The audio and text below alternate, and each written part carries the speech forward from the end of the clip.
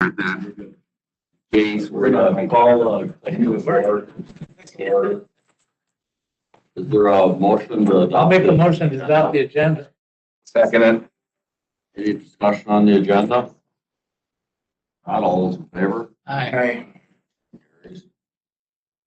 How about our minutes from November 5th? I'll do the same thing. I'll make the motion. Second it. Any discussion on the minutes? Not all those in favor? Aye. Carries. If anyone has any conflicts of interest on any items on the agenda, just let us know at the time we're discussing if we take action. Are there any public comments? We do have three, Mr. Chair. Lisa Doer.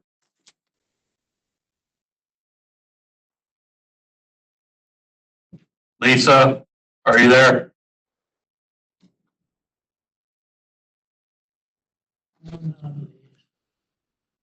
Lisa Doer, do you wish to make public comment?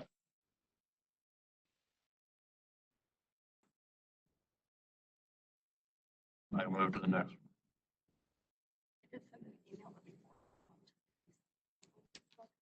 I am on the phone here. Can you guys hear me? Yes, we can hear you. Oh, great. Thank you. Should I go ahead with my comments now? This is Lisa Dorr. Yeah, go ahead, Lisa. Great. Hi, my name is Lisa Dorr, and I live in the town of Laketown. My husband and I run a commercial forage operation. We've paid tens of thousands of dollars in taxes to Polk County. In September, your committee took the concentrated animal feeding ordinance out of environmental services before it was completed and passed it. Under that ordinance, a plant can be built at the end of our driveway with an infinite number of hogs, and they can spread the manure within the shoreland zones around our lakes. My comments today relate to statements made by Chairman Chris Nelson at committee and board meetings about taxpayers such as myself who use our First Amendment rights to protect public health and property values. For example, at the September 15th, 2020 Polk County Board meeting, Chairman Nelson said that we are activists and we are, quote, writing letters to the editor or posting things on Facebook that are blatantly lies, unquote. Quote, writing false accusations, unquote, and making, quote, stuff up as far as this is the Nelson-Olson, unquote, amendment. You can hear this stuff yourself by listening to the YouTube recordings. Chairman Nelson needs to clarify that he was not referring to me in those statements. This clarification is needed because I am a citizen who writes letters to the editor and makes posts on Facebook about hog factories. However, all my writings are carefully researched, nothing is made up, and there are no false accusations. In addition, I did coin the phrase Nelson-Olson or Olson-Nelson amendment. However, I use that term only after votes on the ordinance were either moved or seconded by Supervisor Olson and Supervisor Nelson. This is recorded in the minutes from the June 8th, 2020 Environmental Services Committee meeting and the August 13th, 2020 Executive Committee meeting. I ask that Chairman Nelson publicly state that his comments were not directed at me. If such an acknowledgement is not made, I can only conclude that he was referring to me and statements I have made regarding the Polk County CAFO ordinance.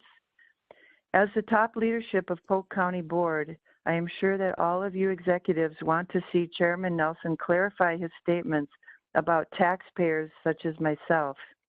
Thank you guys so much for your attention to this issue.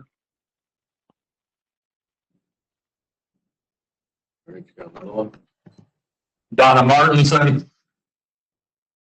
Thank you. Greetings. My name is Reverend Donna Martinson. I live in the town of Garfield. I am addressing agenda item 14 today. Public comment, voting rights, and free speech are connected.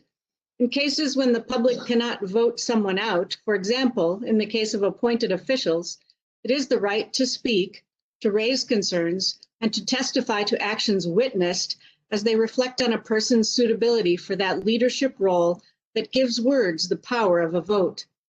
This has been a difficult, tragedy-filled year. with hard choices to make in response. This is a year when it is clear that character matters in our leaders and in all of us. I am keenly disappointed that after I spoke on behalf of many county residents at the August board meeting, there has been no response to the concerns raised, nor to the supporting evidence. You have spent a lot of time instead debating the merits of public comment, because I said the exact words from just one of Mr. Magnifici's Facebook posts that could qualify as hate speech. By the way, all the posts I saw were directed at Democrats, mostly women, and particularly toward non-white women. If those words I quoted in August were scandalous enough to lead to restricting participation of county residents in shaping policy and sharing concerns, why did they not lead to any meaningful consequences for Mr. Magnifici? If county residents, taxpayers who fund county government, can be cautioned that they will be muted if they get out of line, how is Mr. Magnifici allowed to get out of line on many occasions, whether on Facebook or at Osceola City Council meetings with no repercussions? Why does he remain on the Regional Planning Commission? Have you spent more time disparaging me than looking into the issues I raised? When a significant issue is raised and evidence provided, if you fail to act, you betray the public trust as elected officials. As I understand it, Mr. Magnifici told Mr. Bonaprise that he did not post that expletive-filled comment about our governor, and you are accepting that without investigation. If his page had been hacked, then where was the follow-up to say he did not support the message of that posting regarding Governor Evers? Where did he say or write that his account had been hacked, that he had removed all offensive posts, and that he had taken care of changing his password while strengthening his account security? Isn't that what you would do? As the spouse of an elected official, his social media presence should be carefully monitored and secure. For me, the issue is not comment or no comment, but how to best encourage participation in our local government. It is at the local level that citizens can directly engage as free people in a democracy. If that local government does not hold ethics and standards that are trustworthy, that reduces people's trust in government. The Polk County Board of Supervisors needs a clear code of ethics for supervisors, appointees, and staff. There are templates for ethics codes that are easily available online through associations for municipalities and county governments.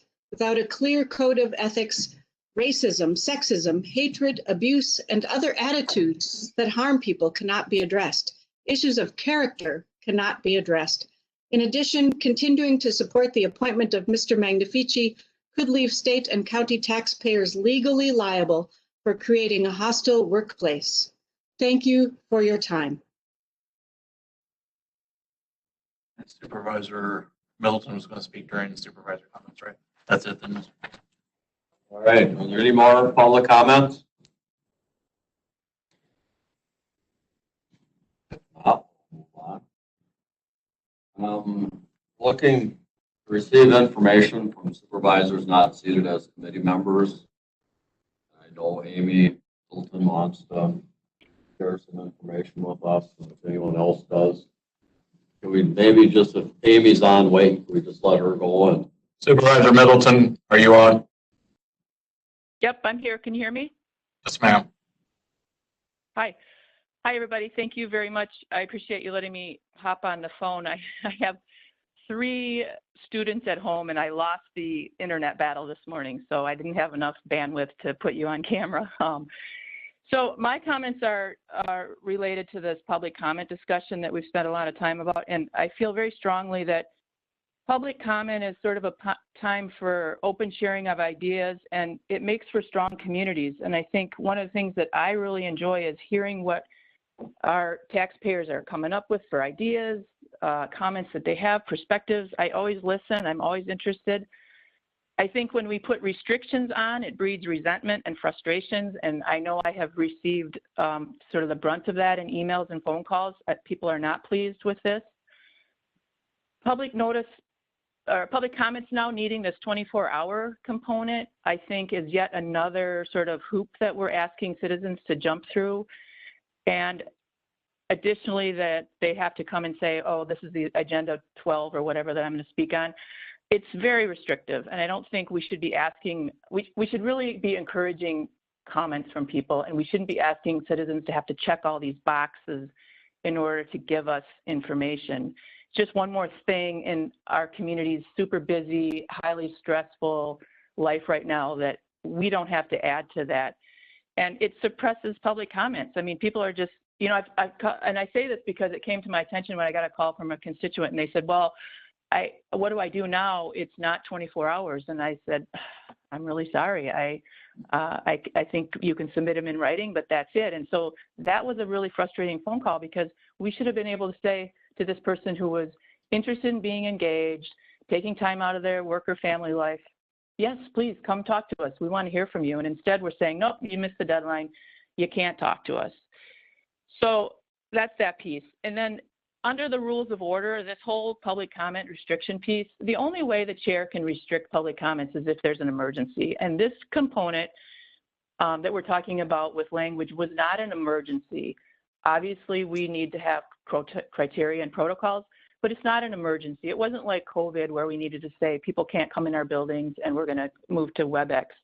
So I think that that was an overreach and a whatever policy that got started before it was fully vetted within the board. And I think that changing the rules of order to address this after the fact is quite disingenuous. And I think to fit these restrictions, it kind of leaves the full board out of the discussion after the fact. We're looped in after the fact. And so that's, I think, frustration on the board's part. The other piece is, you know, we have this new directive in our committees to talk about staff time. We've spent so much staff and committee time on this issue when it's not really an issue. It's not an emergency. We can put some criteria together. We can make some statements. We can have clear and articulate policies for people to comment under, but it's not an emergency and shouldn't be. So we shouldn't have stopped comment without it going through a process. So in closing, I just want to say we should bring back full and free public comments. I want to hear from people. I want to hear about new emerging ideas and new emerging issues that we might be blind to and not even know about. And the only way we really can do that is having people from our communities talk to us. So I think we should let them talk to us. Thank you, everybody. All right, some more information from supervisors.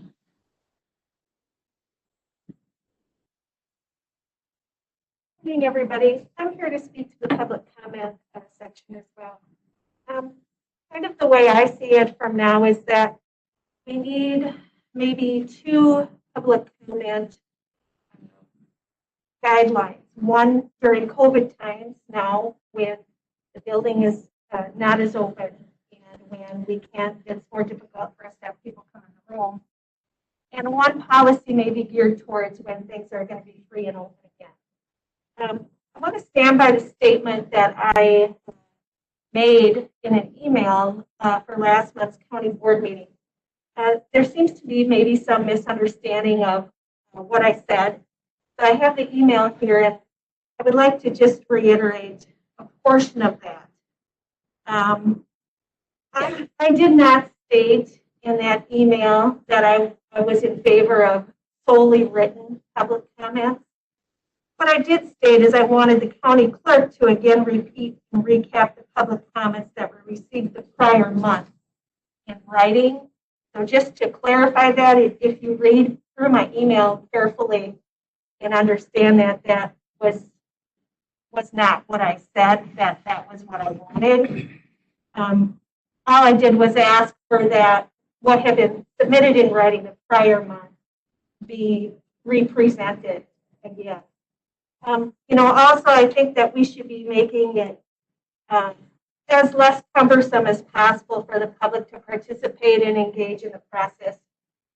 I don't agree with, making them jump through all of these hoops in order to submit public comment, the 24-hour rule, or them having to state which agenda item they're going to be commenting on.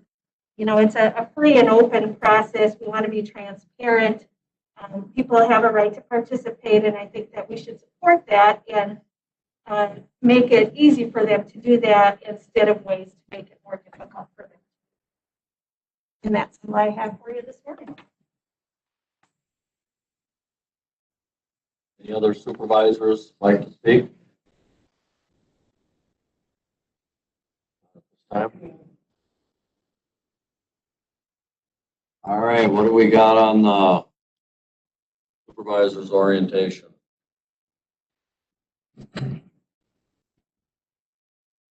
I think in terms of the supervisor's orientation, I can kind of give you an update. Today you're going to, I'm I sorry. had one question, Chair. Were we supposed to address Supervisor Olson and Kim O'Connell's issue?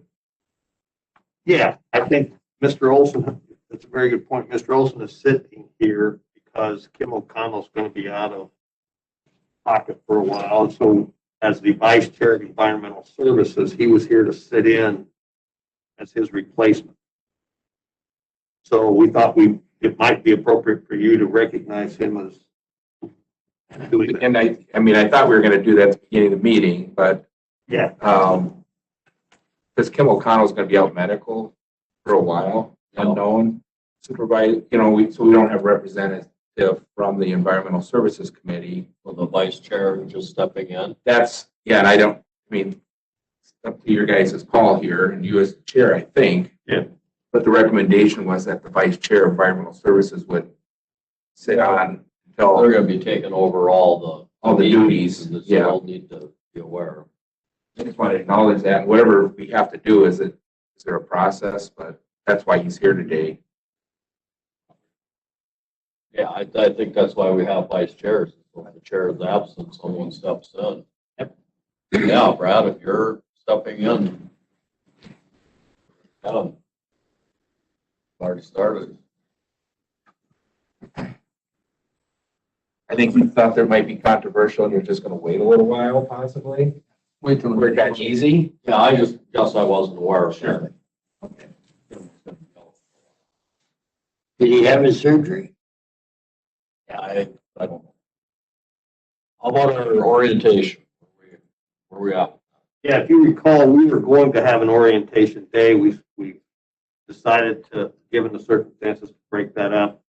Today, you're going to get a little bit from Malia on how to get a resolution through. You're also going to hear about the big idea, which was going to be part of our orientation, or an idea of how we can merge our priorities as a board and see if there might be some long-term activity that is appealing to this board. We're kind of doing that. The other thing is the survey completed by Don Wortham. We'll be doing this at upcoming meetings. So we'll probably go over the survey in January or February. All right, so I would think that anything that Malia would have that we would give to the entire board. Yeah, I'm sorry. And that is scheduled for. Yeah, I could just kind of show you what I'm going to do, or just wait for the board next week, because then you just have to hear the spiel twice. It's probably better to wait till Tuesday. Either way, Be a lot more exciting. I promise it will change your lives. All right, and so we're gonna try then, like monthly, to kind of do orientations, because there's a lot more than just that.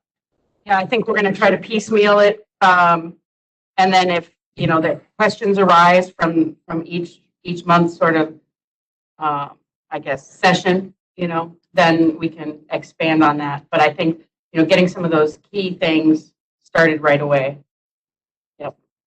Yeah, Chair, I would recommend that, because there's still, what I see on the backside, there's still a lot of kind of missteps. There's still some supervisors that don't know exactly how to bring legislation, how to go through the process, how to get something on an agenda. And I think it'd be important that there could be follow-up. So if we get a presentation, we can have questions, and then we can come. I think it should be an ongoing for a few months to kind of try to get this thing on track for a few. And I think it'll spark good questions. I really do. I think it'll, okay, so what about if this happens, and what about this scenario? And just kind of everybody hearing the same message and not getting it in bits and pieces, I think it'll be good So overall. committee of the whole every month is what we're going to do it under? Did we put it under there, Vince, or were you just going to defer to me this month in your I administrator's was going to report? defer to you this month in the administrator's report, but we could take questions there. Yeah, it'll be informal. It's a nice outline she put together. Here are the ways that you can introduce legislation, and then that will spur questions that we can follow up. All right. Anybody else want to comment on the orientation?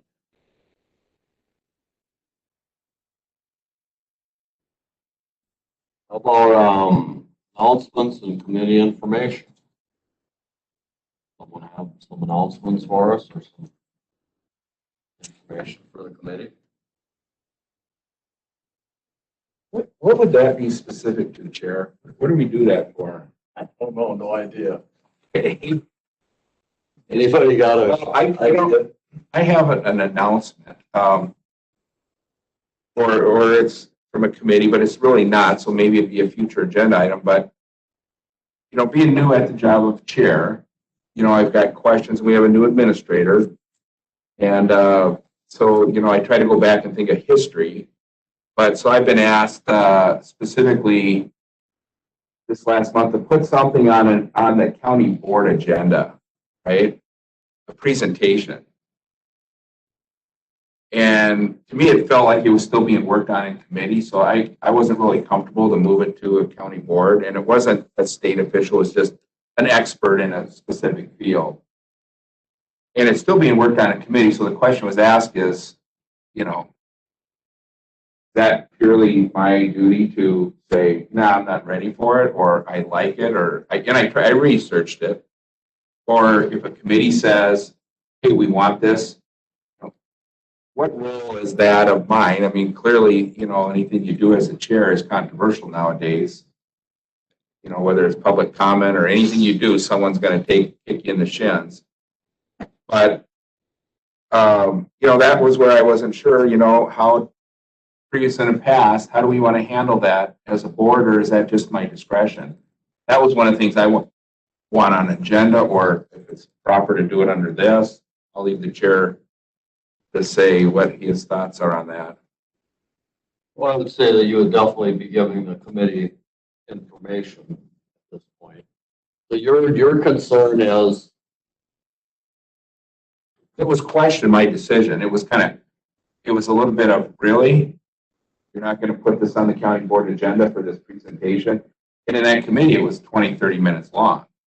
It might have been 45 minutes long.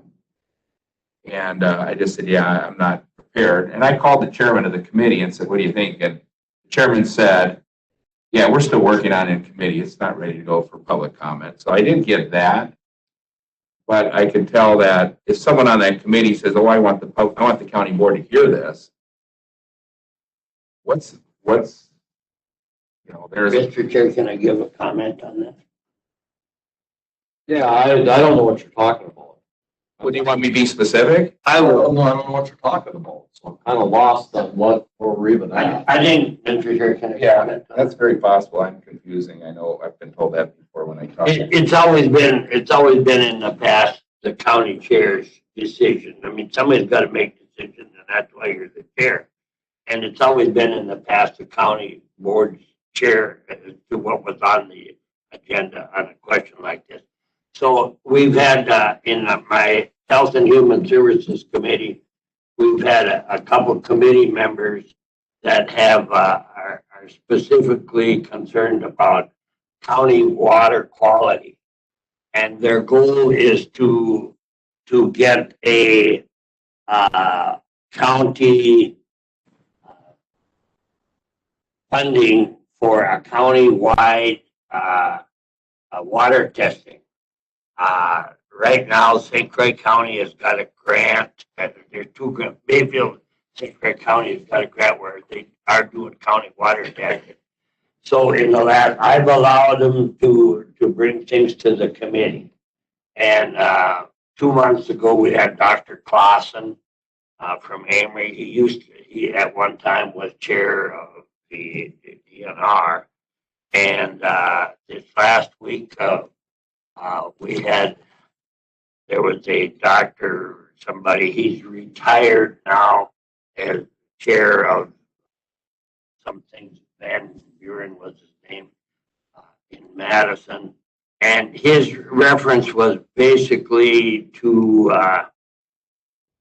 information and data from DATCAP. He was chairman of DATCAP, and his information, his guides and everything was all from about 2012. And I don't think there's anything that has made as much progress as water quality in the last 10 years. You know, with our minimum tillage, the farmers have just about zero runoff, I think.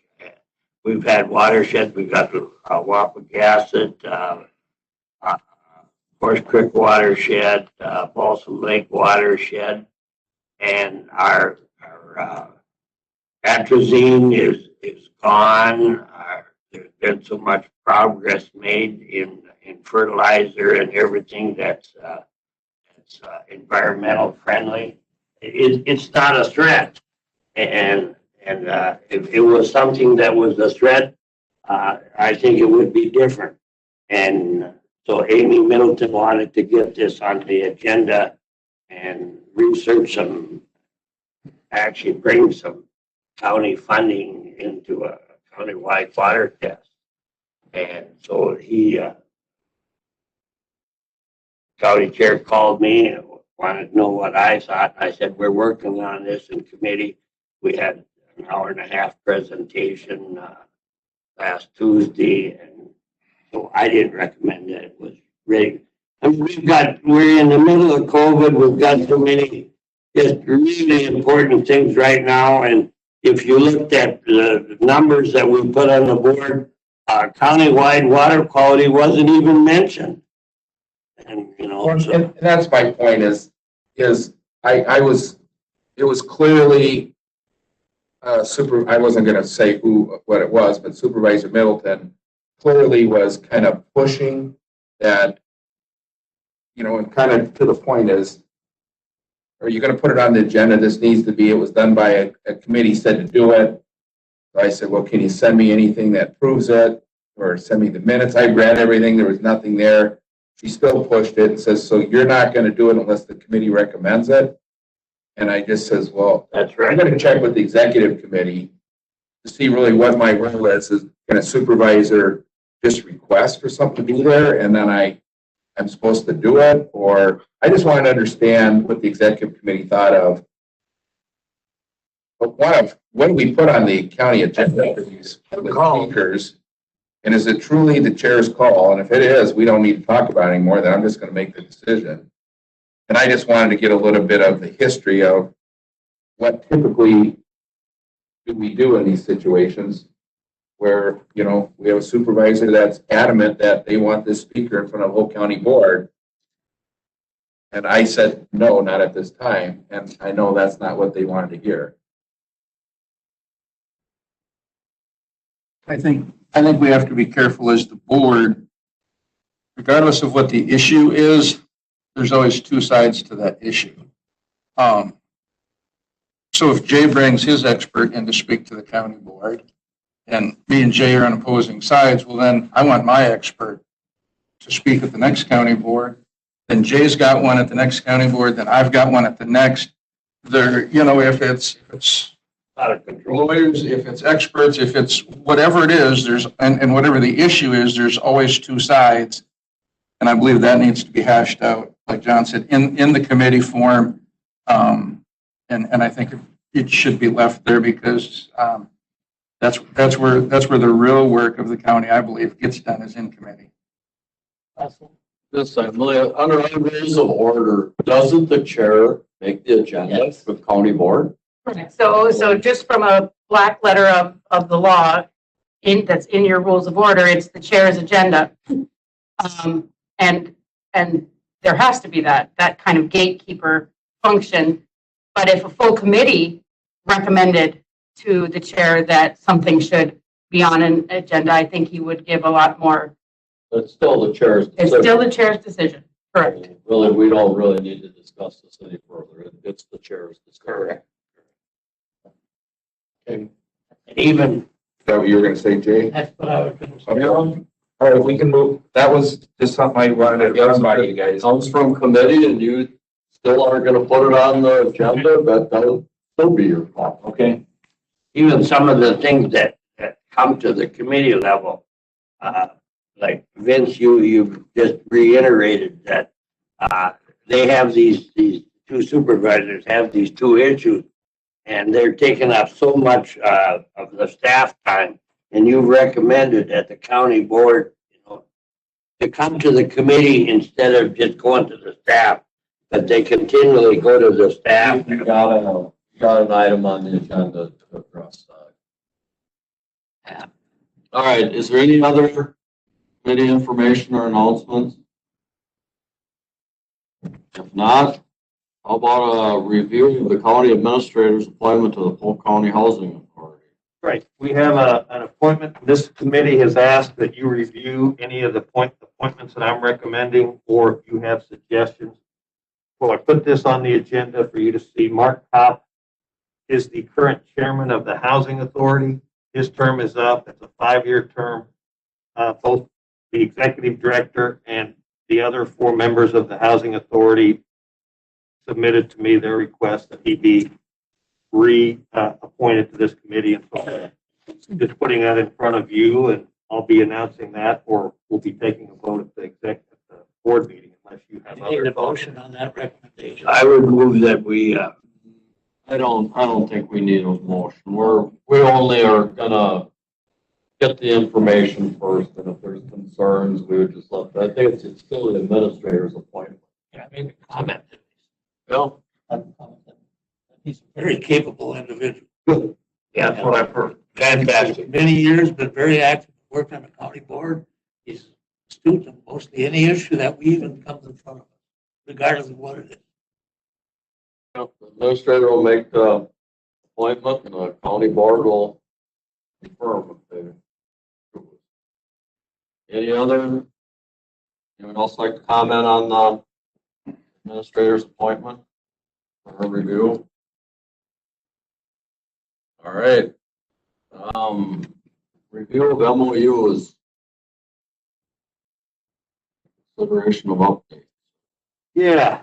Let me just say, I emailed to you a couple of the MOUs that have been brought up by supervisors or might be of interest, or new ones. So the 2 that I sent to you include the new Historical Society draft MOU, because as you recall, we have increased our funding to them by $25,000, which will help them offset paying for an executive director. The other one is tourism, because there have been some suggested changes that some people had for that. So I provided those to you and wanted to get your comments before we re-edit this and then submit it back to those organizations. I read them. I know we don't have a copy in front of me now. Okay.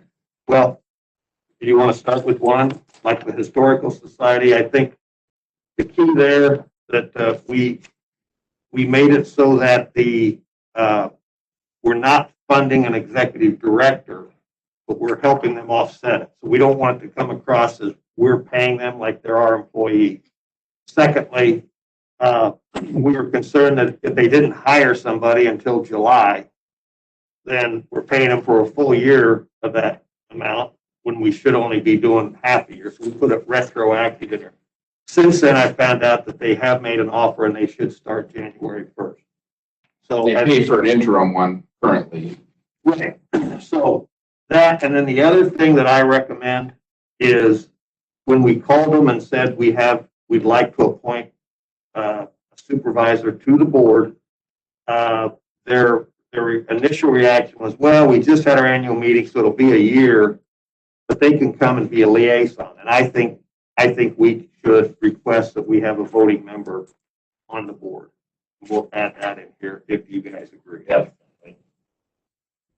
Yeah, the one thing, going back to the employment thing, I'm a little concerned about that. even the language in it, because what happens if in the middle of the year someone quits and it takes them 6 months to do it? Are you guys gonna administration go, oh, or Chad's gonna say, hey, we ain't paying the 6 months because you didn't have someone there? We were just, as we discussed, we would just cut the check for the year once, like if they have somebody January 1st, we cut the 25,000. What if it doesn't happen until January 30th? You're gonna hold on to the check? Well, I mean, that's the question. Do we prorate it or do we give them the 25,000 regardless if they have somebody there or not? I know that county taxpayers get charged for all the county employees here, whether there's someone in that position, if they leave or go. So I know the taxpayers don't get a credit if you would quit for 6 months and we didn't have someone in your position. So I would think we'd treat it the same way. They're gonna have an employee there, pay it. The nice thing is these are 1-year deals, so Yeah. if we think we're being abused, Yes, we can change it the next year. yes. Okay. That'd be my opinion. We agreed to pay for a 4A, give them the money. I'm okay with that. The budget. The only, we did change it so it's offset operating costs so they could hire an employee. The reason I suggested that is we got to be very clear we're not paying for their I employee. get it. Otherwise, we assume liability for their employee. But I noticed too, you had a question on internet service, where we're providing, I mean, I noticed you guys had a few other little things in there. Are they, or Sharon Kelly, who was appointed to that, has she walked through this with you? Because I would think our county supervisor that's going to be voting members should also understand. This has got to go to the county. She doesn't have to run this by us, really, right? She looked at this and sent it to us. She did? Yeah. Okay, so she's involved in But the, we haven't shown her our edits yet or so on, but I think we haven't answered that question yet on the internet. I don't know if we're paying that now. Well, we pay a line, we pay gas, we pay phone. The question is internet included in that You just phone didn't know charge if that it we is. get? so one of the things that I assume when we were funding a director year round, that we are also going to have something in there, the hours of operation. And I guess I would like to see that as, because a director could be sitting with the doors locked, like they have this year, and I know it's because of COVID. But I would like, if we're going to be funding an employee or helping them offset, not funding the employee, but helping them offset, that there'd be something in there that would have a requirement of hours of operation, that this is a year-round business. Could do something where there's a minimum, but I don't think I think we want to stay away from mandating specific hours because then. Well, I don't mean Monday at noon you have to open. I just mean, or it's a reference that it's a year-round. That we're anticipating that this thing's going to be open to the public year-round. I was sure that their hours of operation were brought forward in that one memorandum. Yeah, there's nothing in there. What they missed? Well, I don't think probably in general sense there was. The challenge is it our place to tell an organization how their business plan should be written?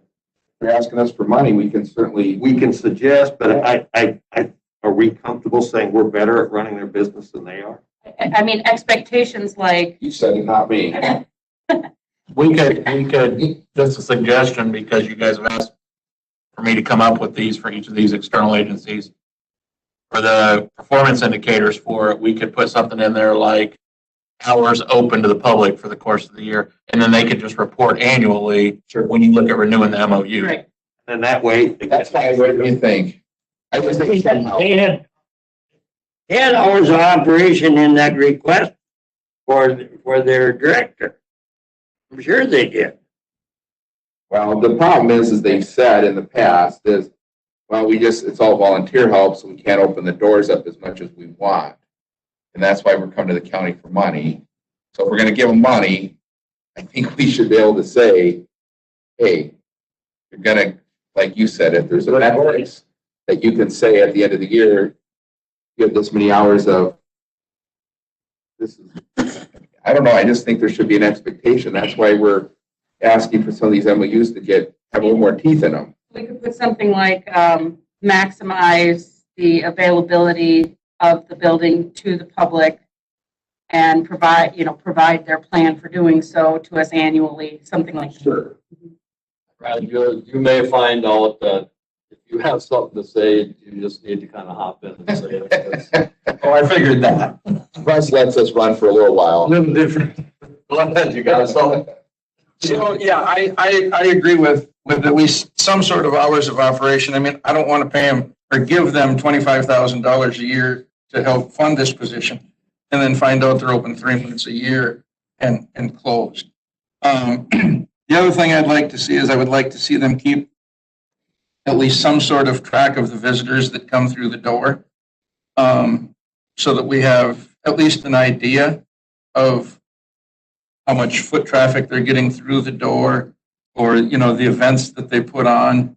To me, that doesn't seem like it's too much to ask of them. I mean, there's more than, I don't know, but there's more than likely a visitor login for people to sign when they walk in, but at least we would have an idea of how many people were walking through the door on an annual basis for them. Doable in that same annual report or feedback when they come to us twice a year, once a year, whatever, we can get that. And the other thing is on 26 on damage or destruction of the museum building.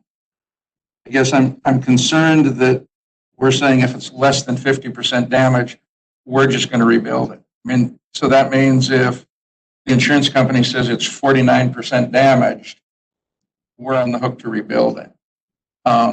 Not saying that we shouldn't, but I think, to me, 50% is too high of a number, because there again, if we're at 48, 49%, we're on the hook to rebuild it, when maybe we're better off to just move it down the road a quarter mile to another building that we perhaps have.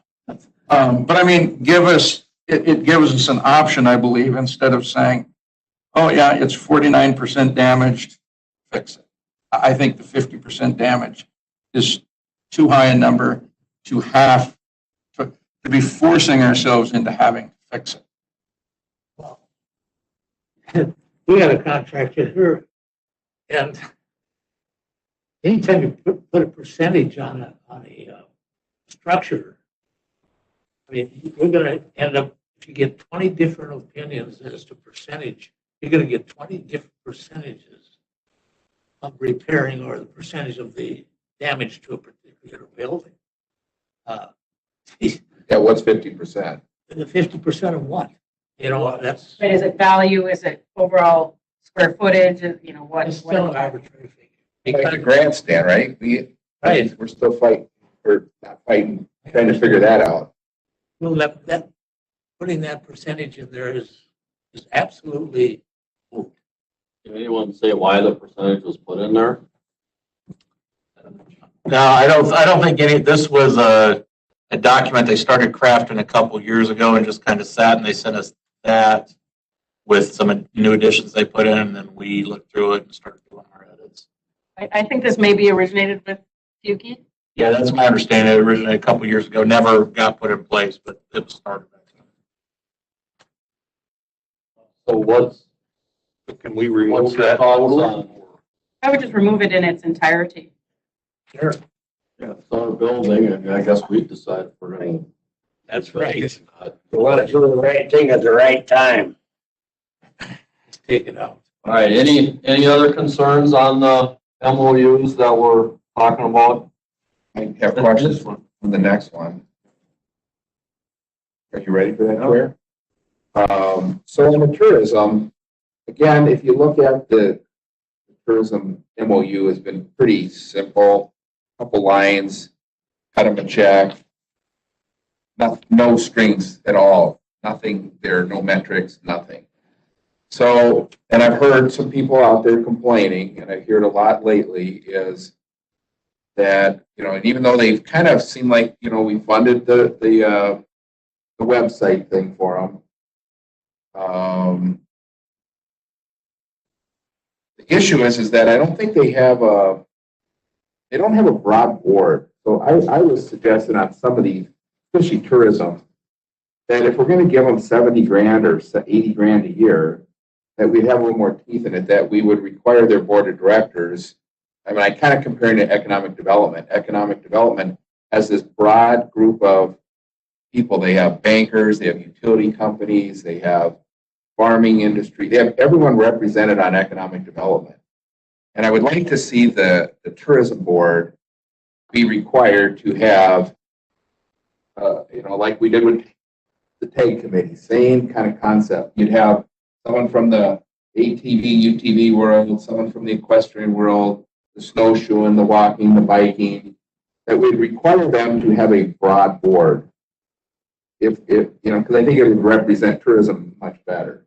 So that's my 2 cents into, would like to see that crafted in a way, and that's my only one issue that I think would help. So maybe Even the economic development director should be appointed to their board. or they appoint somebody. Yeah, if that executive director says, hey, I can't be on another board. But I think I see your point, and it's not just he's got an ATV, so he represents ATVs. We should probably get somebody Right. that is on the ATV committee. Like a council, there's councils out there. Snowmobile council could recommend someone, the UTV council could recommend, the equestrian council could recommend, and have a representative sitting on the tourism to really make sure, because I see a lot of stuff come out about a certain group, but I just know that I think that would kind of force them to strengthen their board, and I think it would help us as a community have a better tourism, better representation on that. So I'd like that added to the MOU if possible. I gotta learn to jump in faster because apparently Nelson read my notes before the meeting. But I pretty much agree 100%. I think it should be, I don't know who sits on the board at all. But I think it needs to be a broad spectrum of everybody from outdoors people to business that sits on that, so that we are covering everybody within the county, because more eyes and ears from different approaches out there, I think the better it becomes. The other thing on number 7 on the second page, where they're asked to give traffic at the information center, website analytics, and develop and details of events. That's on a yearly basis. I think it should come to the county on a quarterly basis. Just to see the amount of people who are walking in the information center, how many hits they're getting on their website, the events that they do. Doesn't have to be anything big. Nobody has to show up. I guess I would just like to see a piece of paper that said, here's how many people came the first 3 months, on a quarterly basis. To see it a little more often than just once a year. If they're going to give it to us once a year, they got to have it on a quarterly basis as well. I think it just be nice to see it a little more often than just once a year. Mr. Chair. Like on my Human Services Board, we have a doctor, a nurse, we have the 5 county board members, and we have 3 public at large, Bill Oliva. And so we have 11 or 13 members, voting members. On which board? My Human Human Services. Services. 11 members, yeah. Well, that covers the broad spectrum.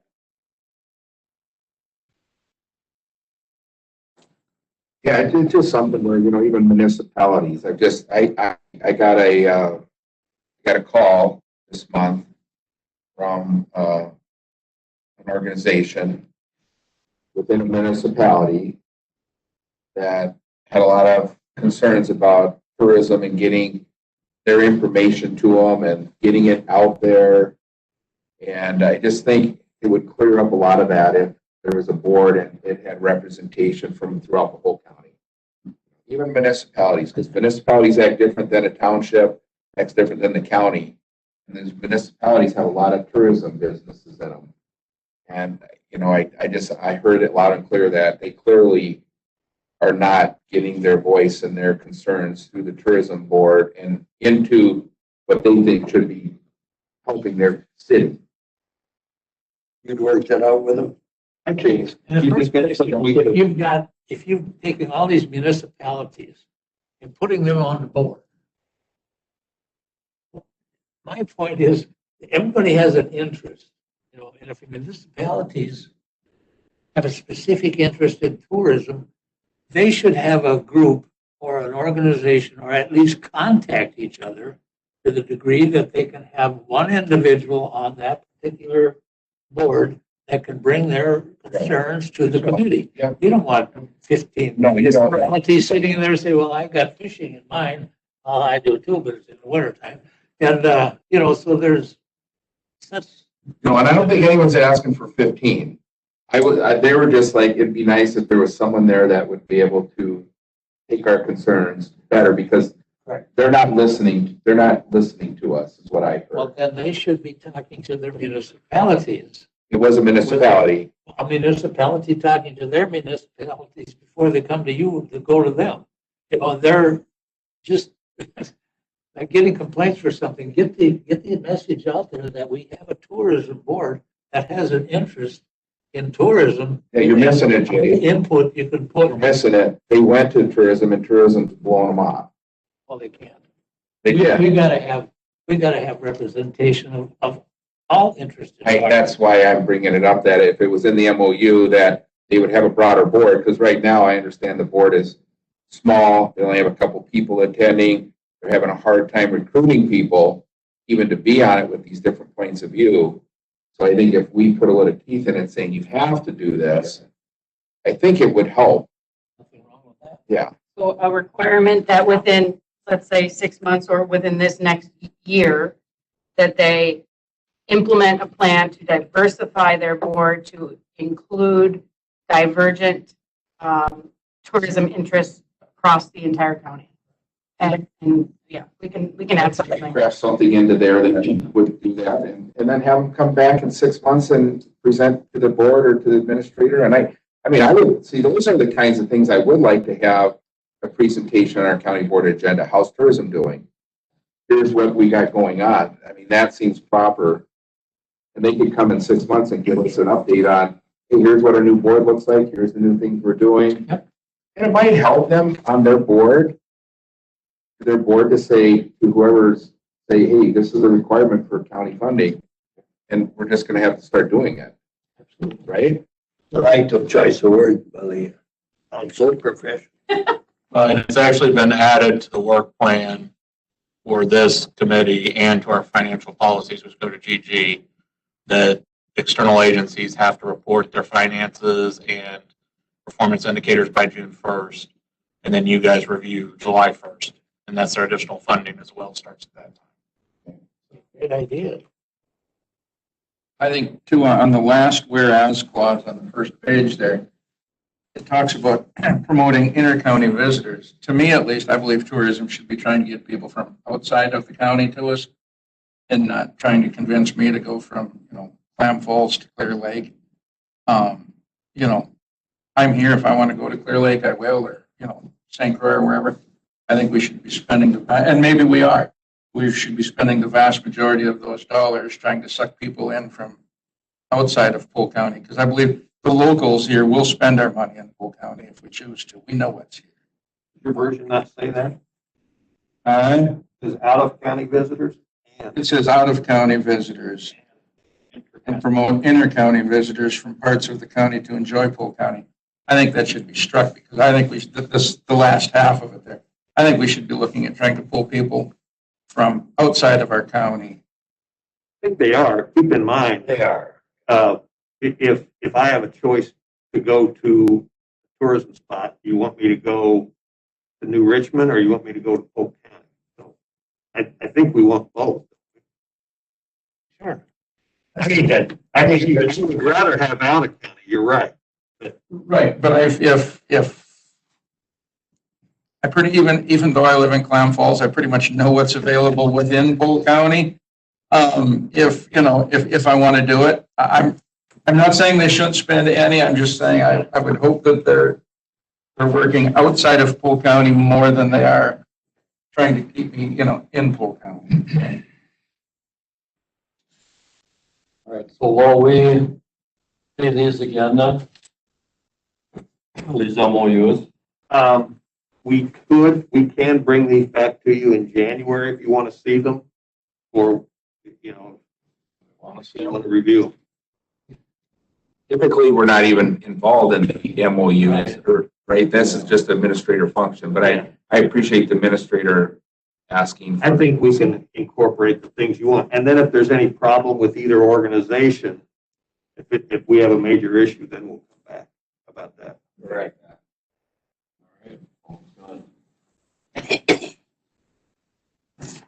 All right, just so we know, we got 35 minutes and quite a bit of agenda to go here, so. Where we at? Report and information regarding supervisor's process of creating legislation. I think we've handled that already. Malia's going to do it at the board, so let's just move on. All right. There's some big idea. The big idea. First of all, I'll tell you, my PowerPointing skills are not great. So I call it my no frills, but lots of frills, right? If you can pull that up. One of the greatest things I think the board did last year was they created a commitment to longer term perspectives, right? You guys had elected for 2 years, and we said, let's think about what do we see in the future? What is it that is most important that we can address? And we came up with your priorities.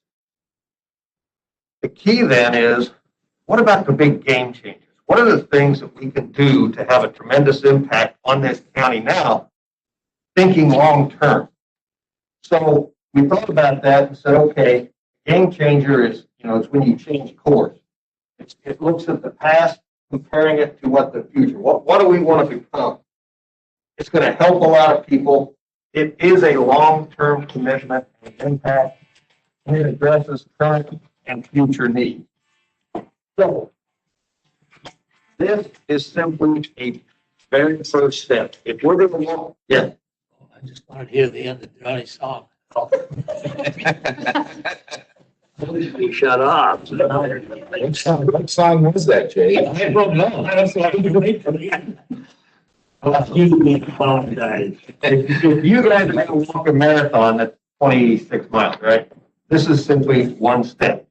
We're presenting the idea to you. So the thought is, having a vision will allow us to plan our own destiny. Go to the next slide. If we don't have this vision, what can happen? Right? We probably experienced this with urban sprawl. I say that because people are going to spill over into our county. Whether we like, that's good in some sense, but we want the right people and the right conditions. Drugs, criminal element, you know about that. The outmigration of young people, the big box store impact. So those are just examples that if we don't have a vision and take control of our destiny, those are examples of what can happen here. So the idea is we set our own course to improve living, playing, and working in Polk County. What I'm going to do today, gauge your interest in a potential idea. So don't look at this as are we committing to it. We're not going to ask that. We're going to present to you an idea to see if it generates enough enthusiasm to say, okay, let's look a little bit more into this without spending money, that type of thing. But you got to take that first step. The other thing that you're going to see in this is to do something like this, it's going to demonstrate a commitment and teamwork necessary to implement a game changer. This is not a typical issue that you deal with, where somebody comes in and says, we want this, and then the other side says no, and it pulls us apart. That's what politics is, right? We compete on differing ideas.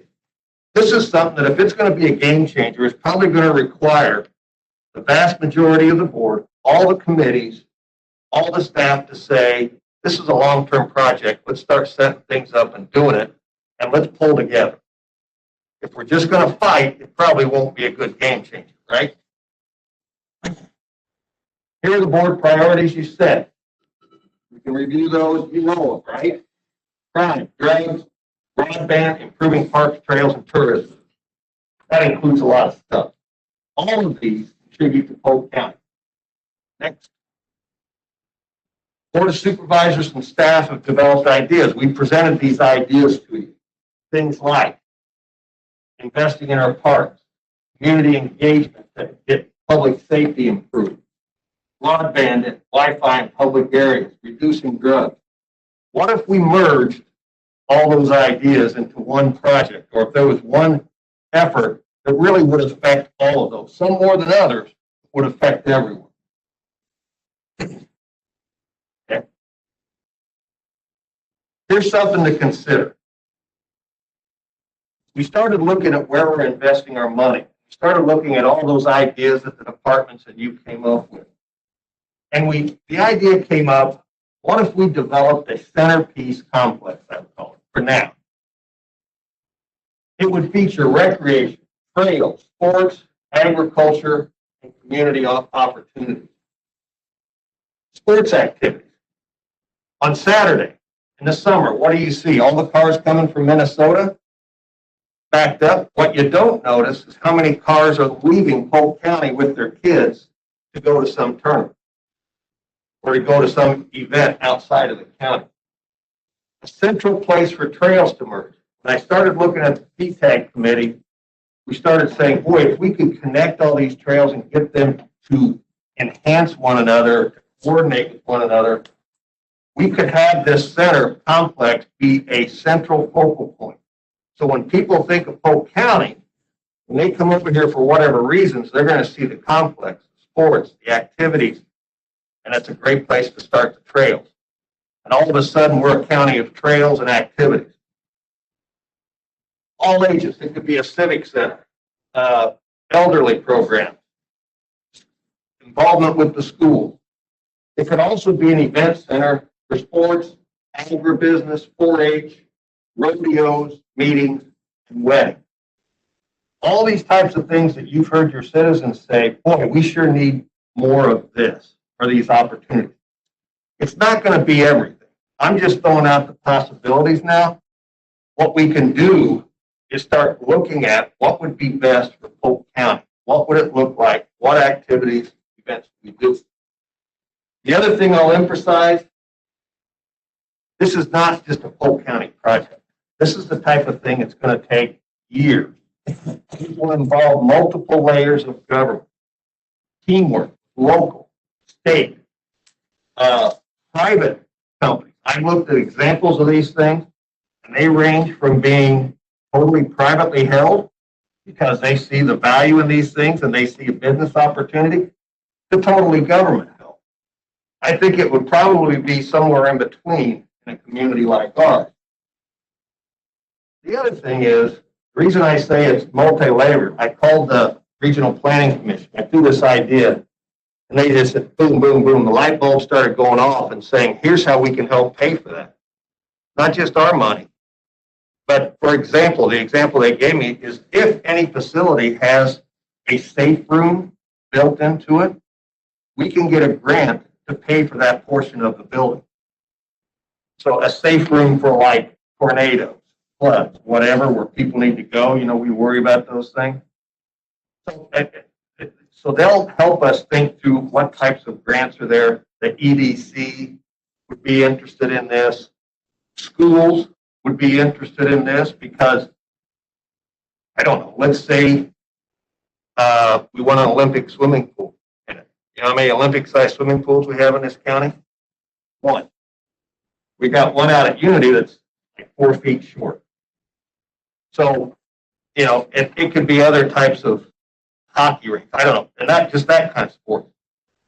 The equestrian portion of this. Why don't you go to the next slide? Well, think about the equestrian portion of this. If you had a horse trail in the area, if you had a horse barn, much like the fairgrounds, okay, or we'd propose building a horse barn there. The difference would be this type of facility would be open all year. You could have events for agriculture and horses, rodeos. You could have a fair there. And the good news is it's not just used for so many days out of the summer. It could be used year round. Again, I'm not saying that's what it's going to be. That's what a feasibility study would do. They would look at this county and say, what is it that would serve the public the most and help us achieve some of these outcomes. You will see and I've got a stack of examples that I've researched. It increases visitors is one of the things you're trying to do. Whatever the activities or events or services that you have, it will be to draw people here throughout the year. Local youth and parents have greater access to opportunity versus the negative opportunity.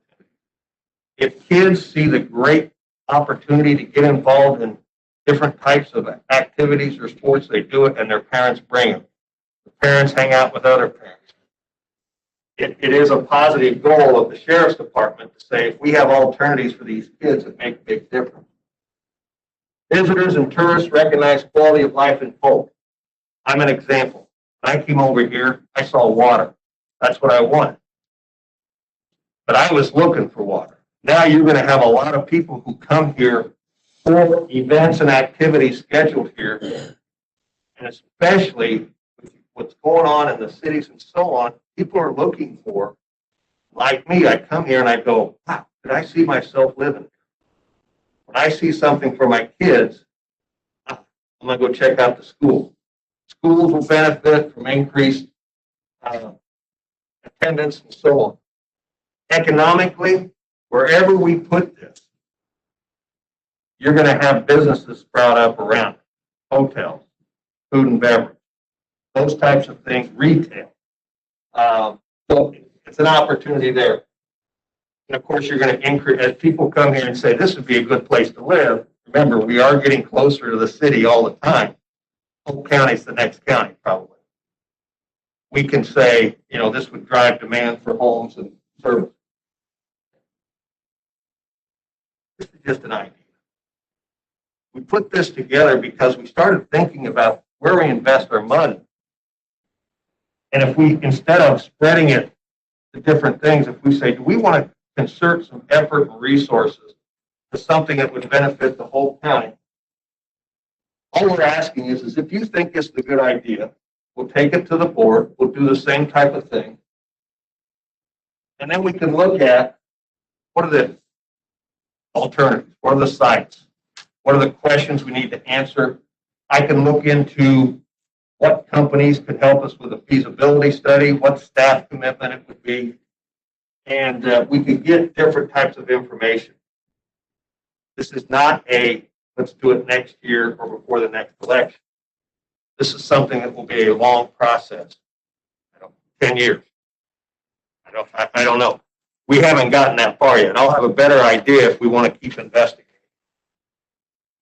So this is a result of you dedicating yourselves to the priorities that you set to say we're going to take it at a longer term perspective. What can we do to control our county in the future, have a game changer that in 10 years from now could change the course of this county? May or may not like it. That's okay. We just thought, here's one idea that's generated from your effort. Here's the other thing I like about it. A big game changer like this, it involves all of the committees in different ways. That's why when we say it can't be one of those things where you're fighting over it, right? We got to pull together on this type. This is what we thought would be something that not only helps the county, but helps the Board of Supervisors, because they're all focused on consistent goals. So I think that's all I got. Oh, no. Multiple years, start now with little investment at all. It's just an idea. And we'll evolve it as we go, but the key is, can we all pull together? This is simply the first step. So if you have questions, reactions, feel free to. I certainly want to congratulate you on a vision for the future. That's what we're all about. That's why we're here. It's just not me, Brian, and I today. It's for the future. I would definitely say have it on the board agenda and do that same presentation to the board. Absolutely. Yeah. That's good. It's understandable. Yeah. Okay. Well, that's very basic. That's what made it understandable. Yeah. But just an example from my association with these steering committees on the Wisconsin counties, this is what I see that municipalities and counties and companies are doing. And the amount of money that they've received from private grants is, they build it. Oh, we got once. Yeah, so I'm good. Let's just move it on. All right. What are we looking at? Alternative board meeting formats in COVID-19?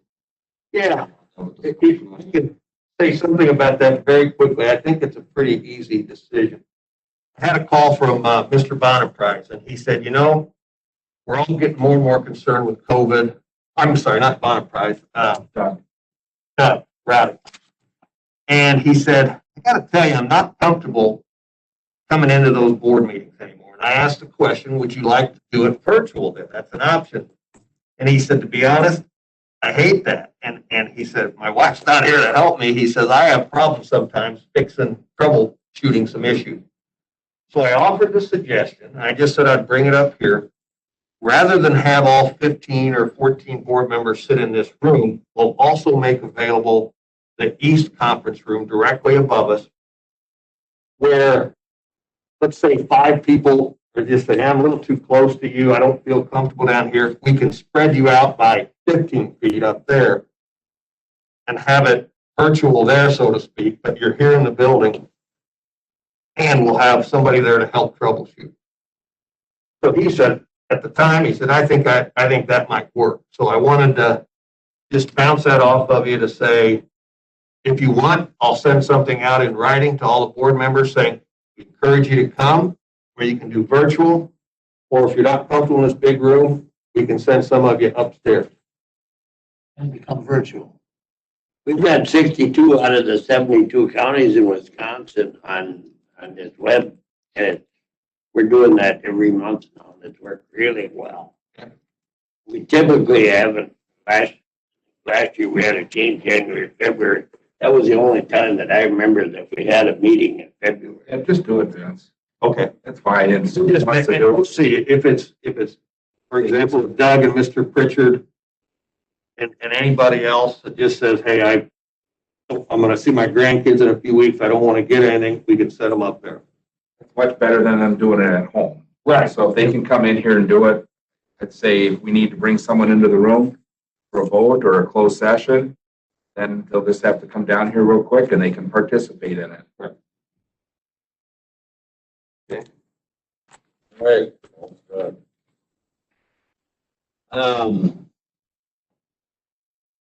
Discussion and possible action regarding amending the county board rules of order, ordinance number 13-20, any public comments at meetings of the full county board. Yes, I would just say, that's the chair, right? I'm just saying, clearly the people are going to have decorum and act professional. And I have no problem with public comment. I support public comment 100%. But that's the issue. And this whole thing started because people weren't doing that. And clearly I can tell some of these people were at the public comment before that were, the one today was the one that actually used the F word multiple times. And now today she did not, which maybe that's what it took, is for everyone to hear that, hey, you went too far, some of you guys. And as the chair, I'm certainly perfectly fine to go back to public comment, however it works best. But if that gets out of control again, we're going to be back here again saying, hey, we had another one of those issues. So I just want to throw that out there. I have no problem with keeping public comment. But should there be some changes to it? Tuesday night, the room upstairs is going to be open to public comments. Nope. Did we say that last month? West Conference. West Conference Room's always open for you. So they're allowed to come to the podium and speak to us. They haven't, because we haven't had public Well, it's comment. allowed for viewing if we allow. We don't have public comment on the agenda. It's not allowed still until this committee makes a recommendation what we want to do. To clarify, the west is set up for viewing. It's set up for, it, but it's not allowed right now. We haven't had public comment for 3 or 4 months. I don't know, we discussed that last month, maybe I'm wrong. Yeah, it's coming back to this committee. That's why it's here on the agenda, is to kick this can one more time. Is there anything we should be doing differently or not? I hope we can allow it in our conference rooms upstairs until the COVID is subsided. What do we do about the people? The issue is if someone starts throwing the Oppenheimers out again, And then we go back to, that's our decision again. I don't think it'll happen. I think there has to be consequences up front so people know. I mean, if we're going to go back to having public comments upstairs, I think then there needs to be something that if you're out of line, your public comment ends for, is it 6 months? Is it a year? Is it 2 years? I don't care, but there's a time frame. We're done commenting in any shape or form to the county or a committee. That's a good comment. There has to be. You know, if you get out of line, you're done. The other hand, I'm all for public comment, however somebody wants to do it. Having said that, the way things are right now is, do we want to open it up and bring, is it 3 people or is it 30 people in? I would be in favor of leaving it the way it is in written comments for 3-month stretches at a time. And seeing at the end of that time, in March, let's say, reevaluate it. Our case is way down, our case is way up. I'm not necessarily concerned about it for me, myself, being down there and them up there, but if you've got a whole bunch of people up there, now you've got staff up there, now you've got staff coming in tomorrow. The county board has taken a lot of heat for not taking it seriously, supposedly from the start, and now we're taking heat because, well, you've shut down public comment. Well, you don't get it both ways. I mean, you're saying because of bringing more people into the building with COVID, why are we doing that? yeah, I mean, I guess my thought is you keep it as written comments just the way it is right now for 3-month stretches at a time. In March, the health department simply gives us a letter that says cases are way up, cases are way down, and at that point, when cases are down, the county board can say, okay, we're going to open the West room again. When cases are way down, we simply say, you can come back in the county boardroom again. But at least there's an end game of knowing when you can come back. It isn't like we're trying to keep it out forever, but it's like, because cases are so high right now, it's for the safety of everybody to use written comments. And I think we proved that written comments work because we got plenty of them when we quit having public comment. We get a lot of written comments through Environmental Services Committee. I don't think I've ever missed reading one that's come to me in 4.5 years. I think it works. I just concerned about all of a sudden saying, and not that we usually have that many, but just my thoughts. Yeah. I would like to listen to my constituents, and I gotta say that my calls have been just 100% in favor of some sort of public comment. And I think we could spread things out, and we've got enough rooms that I was in intention that we were going to go back to. I haven't gotten a single phone call. I haven't either. I haven't got a call. I find if there's a hot button issue in my district, they call me. And they're lobbying me to vote one way or another. And they will not come here public comment and change my mind, basically. I mean, they call me on the phone, we have a frank, long discussion on issues, and we didn't stop public comment because of COVID. Absolutely did. Right. I mean, it was because it was being abused. That people were using profanity and we're live. We couldn't stop it. And so I don't care if we go back to it. I'm fine if we go back to it. But I say let them swear. If you don't want your kids to hear it, probably better not let them tune in. But Well, the other thing is when people are standing up in front of 15, 20, 30 people standing here looking at them, they're generally, what, how many years? Never had a problem. Never had a, not one problem. But when they're sitting up here looking at somebody else, they're very cautious of their selection of words and action because they see other people sitting there looking at them. and do they have to come in here? I mean, we just took a couple of them today. They called in. They gave their comment. My guess would be if it was getting vulgar or getting out of line, we would have asked them to be muted. That would have been done. And I don't. I mean it's like anything you do. Someone's going to challenge you in this area. So it doesn't really matter. I mean, I haven't been challenged once in my district with what's going on with public comment. Not one. I haven't either. If I had been, I'd probably be speaking a little differently if they were after me about it. But That's why I said what I did. So Chair, one of the things I would like to present is like a couple supervisors said, we need to understand the issues and people like that bring up the issues.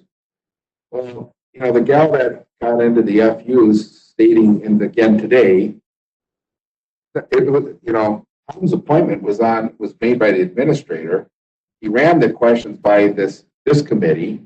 We had 2 applicants. It was done months and months ago. It wasn't on an agenda item. And it's a political issue. The guy's wife was running for county board. She wanted to get up and make a statement. Clearly it was political. It wasn't on our agenda. And looking at that report we got from staff, there's counties that don't hold public comment. They just do it at committee level. I like the idea of registering these people ahead of time.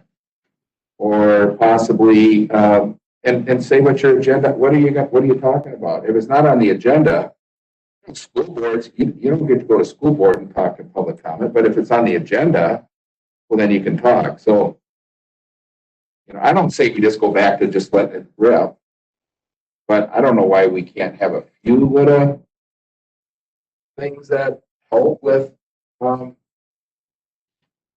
of the people that want to. It seems like the same people are the people making public comment. I've heard over my 6 years, the same 15 people make public comments on several issues and a few different people. So how many people really, if you look back over the last, since I've been on the board, how many different people have made public comments? It's very few. I think the key is the registration. Registration with the clerk that you'd like to be in public comment. That's the way most municipalities do it. School boards all do it that way. And what you're speaking about an issue. I don't know. But it might get so complicated too, to say, Chris, what you could do is let that resolution come to county board. If the majority of supervisors want to open public comment, completely back up, open it back up. The majority want it restrained, especially now that we're live and they don't have to come here in person and speak. Just let the board make the decision. sure, then it's not on me. Let it go to the board and It can be amended or tried to amend however somebody wants to. So do we have that resolution? Could we amend the agenda to put it on it this month, or is it too late? I mean, as long as we've got 2 days ahead, we can amend it. And what is the resolution saying? well, it's talking about curbing public comment and only allowing written. So like Brad's saying, if someone wants to amend that, then either Let's see how it gets voted at the county board. Okay, I'm fine with that. Let's just vote on it. at the county because we don't seem to be able to come to a consensus here on how it should be handled. So I don't think we're gonna come. And even if we did, it's going to be a whole new fight at the county. We're still gonna go for it. Just kind of. So we might as well have the argument there and just be done with it. What's the resolution? Because there was the one resolution, right, that we, At the time, it was two, and then we split them. Split them and sent the one back to this committee, so it will pertain. So it's just gonna be, open up the whole rules of order about public comment. And if people want to amend it, not amend it, we're gonna give everyone an opportunity at the next board meeting to say, here's what we're gonna do. And it would take a 2/3 majority. Change the rules. If they don't want to change them and if the board just wants complete public comment back the way it was, Sure. let it go back. And the way it was, we'll decide that if it's just, because some of these people are doing public comment from their living room. Some are doing it from up here. You know, that's where I guess, are we gonna require public comment from here at the building? Then I feel like we have a little more control over it. I feel that's necessary. I mean, do we have consensus on that, again, you're saying we're gonna kick this can at the county board? You never used to be able to call on the phone and get a public comment. You had to come. Right, until 10 months ago, you had to be here, and I have, I have no problem with having to be here. You make one public comment. Submit in writing. So why don't we make, so why don't we make this recommendation out of our committee and see if it's got any traction? We'll allow public comment to go forward as long as it's done in the building. Or in writing. Or, We amen. have consensus with that? Yeah, I'm okay with that. Let's move on. There you go, Wes, you just got it. So we'll bring the resolution to the next county board meeting, and that'll be the recommendation from this committee that they appear in person or in writing. Yep. For public comment. Yep. All right.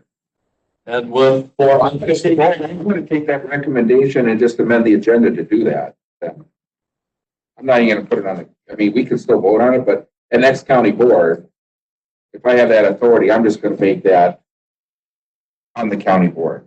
That's how we're going to open up the next county board meeting. With public comment, Public comment on site, we're amending the agenda, adding public comment back with those caveats. those caveats. And to be honest with you, Russ, I don't even know that we need to bring it to the county board and let them vote on it. That's just, We'll find out. I'm fine with that. And if someone has a problem, they can get it on the county board next month and change Bring it. up another discussion. Yeah, Okay, so we're not going to have the resolution then? no resolution. Just making the amendment to allow public comment either in person or writing. Okay, that's 10 minutes away. Yep. All right, well, with our remaining 3 minutes, which one of these shall we tackle? Is it just the fair, since they are here? The Fair Society and conditional use. An update? Who is? All we're getting is an update. Yeah. Discussion of possible action. Oh, so why don't we start with that? Mr. Chair. The Fair Society has been working with the city of St. Croix Falls on their conditional use permit. Rather than me being a go-between on how that process has been going, Tracy LeBlanc and Carrie are here that can better update the committee on their process.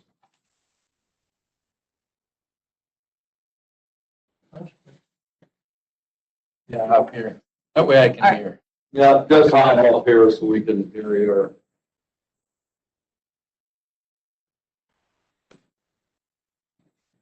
Okay, so last Thursday, Erie, I, and Janice met with, or had virtual or viral meeting with the City of St. Croix Falls Administrator, the mayor, and one alderman, Jeff. It was a very productive meeting. There was a lot of clarification from both sides. Rather than us just kind of steering the CUP in a direction of them coming back and saying not enough information, that wasn't what we were looking for. It was best just to go out on this limb and to just ask them to walk us through what information they needed. The city has all the information they need currently for the CUP to move this forward. What is going to happen is they will complete it. Joel will complete the information. He will put a timeline together. Currently, what the timeline is going to consist of is just basically the extra events that we're looking at outside of the fair. That's kind of what prompted this whole CUP in the first place. So it has nothing to do with, we got clarity on that, nothing to do with the moving of the grandstand from the location in which it was to the other end of the fairgrounds. That has nothing to do, it's just strictly the extra events that we're asking for outside of our normal events that we have plus the fair. So Carrie is also going to put a statement together to kind of counteract this group of residents in the city that have been misled on what is all going on. So Carrie's working on that. We're going to get that to the city, and hopefully this will be moving forward. So nothing will go before the city until probably January. As far as the planning commission for the CUP, then it will be the public hearing, and then again go before the city, the whole conditional use itself. So I guess for clarity, as far as county board, I guess what we are asking, and something that has not really been clarified to us, is can someone clarify what amount of payback the county is looking for in regards to this grandstand project? We had committed $400,000 to this project, and the county committed 1.3. So I guess the area for us in terms of, do we need a conditional use? Don't we need a conditional use? I guess kind of lies strictly on what payback, other than the $400,000 the county is looking at receiving. Because we wouldn't need a conditional use if we knew that question, because we wouldn't be going outside of our scope of events to bring in extra revenue. So I guess that's what I have. Carrie has a few things that she. We did have another meeting with the administrator and the mayor and some of these concerned citizens, Tracy and Janice, and I, at the end of October to talk and hear those concerns from them. And then we did have this meeting with the CUP. We have been trying to move forward on the MOU. We sent our first draft back after some meetings with staff in August. And then we met again on September 21st. And I had a conversation with Mr. Roberts yesterday. When we left, we identified some 5 significant things in the MOU. And we left the meeting thinking that there would be a revision on this end coming back to us. And maybe Tracy and I both understood that, but maybe that was a misinterpretation. And so I discussed that yesterday. So if they're looking for these 5 things to be addressed, rewritten on our part, we will start to move on that. The other thing is, the last time we sat here in October, after the events and the CUP and some things taking place in the city of St. Croix Falls, there was some discussion from here about moving the fairgrounds. And the fair board, the fair society, does not want the fairgrounds to move. That was never our intent. There's a whole lot about the scope of the funding and what's actually going to be built that kind of would determine that. We got the feedback from the city, the residents of the city of St. Croix Falls, that they were quite shocked to see that that was even being considered. So from our standpoint, we don't want that to move. But then I listened to Mr. Netherland's presentation about this great idea, and I see a lot of what he's saying that could already be incorporated at the fairgrounds. There's a lot of those things that are going on. There's a lot of those things that could be expanded. So maybe there's another discussion to be held about how we move forward. So we're moving forward on the CUP. We're moving forward, hopefully, on the MOU. And that's what we have to say. Sharon, can we go a couple minutes longer, or what's your feeling? Because they want to hear a little feedback from us, I just heard. 3 of us are here from general government. I don't know if anyone else is coming, and wasn't Pritchard gonna, Brooke is not gonna be here. Pritchard, I think, is already listening, so he's involved in it. We could go a little bit, but we could go all afternoon. Right. What do we say? No later than 10:30. Okay. You have some Concerns or Yeah, I questions have or comments? concerns. I have some concerns that, you know, I mean, because I remember if your questions are, I mean, we've answered these questions before. You know, so when, and I would need staff to fill me in on the commitments, the 1.3 million, and then the fair was going to pay a percentage of the 1.3. It wasn't 1.3 plus the fair's money. The resolution was, had a number amount, and the fair was going to give us something to pay that down. That's the way, is that the way you understand it?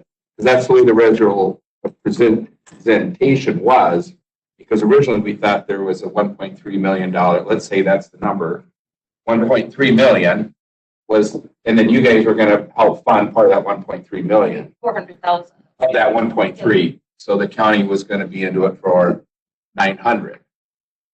And then there was a discussion on how do we have shared revenue.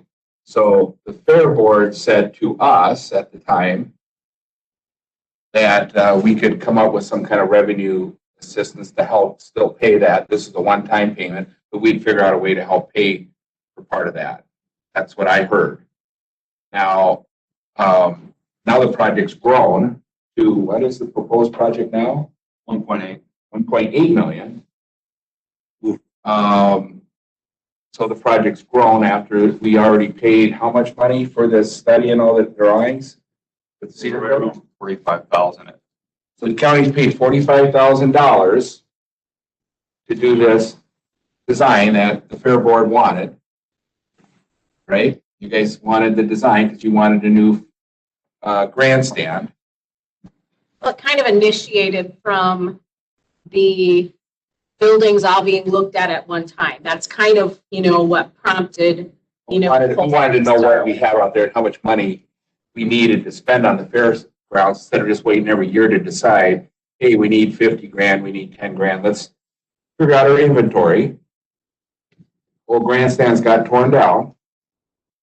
Now we have to find a new place for it. So we're going to correct the water problem, the engineering problem. We're going to try to get a handle on, the county board said we want to find out, what do we own? How bad a shape this thing's in? How good a shape this thing's in? And what do you guys want us to do for you? And these were based off a recommendation by the fair board. Say this is kind of what we want to do here on the fair. And these events are going to be what's going to help pay the county back. So that's why we said before we spend any additional money or go down this road, we want to know that it's more than a handshake with the city. Because you were proposing all this extra revenue could come by building a big grandstand. So you never had an MOU in place with the city. So that's why the MOU was going, you guys were going to go get an MOU so the county taxpayers could be clear that your plan of events, you would have that approved so then you guys could work out a stream of revenue that could pay back the taxpayers some portion of the investment, the 1.8 million. And you guys haven't got an MOU in place, so the county hasn't been able to figure out how to fund it or whether to fund it. Are you talking about the MOU with the county Or or? the city, I think you meant CUP. or the CUP, I'm sorry. CUP, CUP. yeah, correct me right away if I, I'm like, oh, Chris. no, CUP.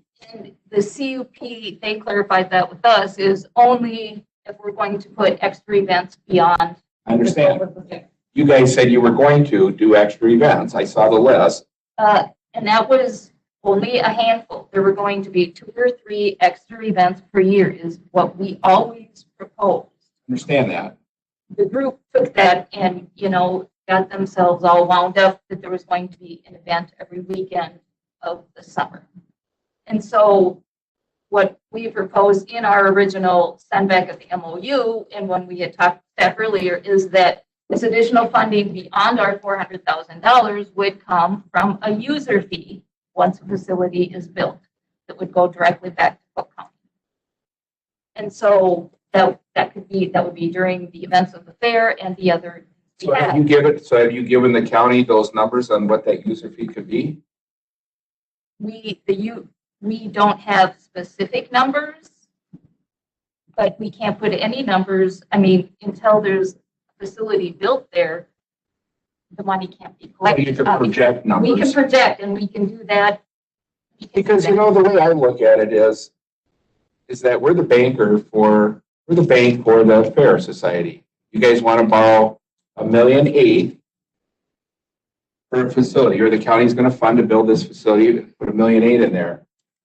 Any banker is going to say, when you come borrow money and you say, I'm going to pay some of it back, the banker says, how do you pay us back? It's not up to the banker to figure out how do you pay it back. It's up to the individual borrowing the money to say, here's how I can pay it back. And you got to show, you know, your W-2s, you got to show what you have for assets. So the county's been helping you guys do that, but you guys have not furnished the county. We've been saying this for a couple of years now.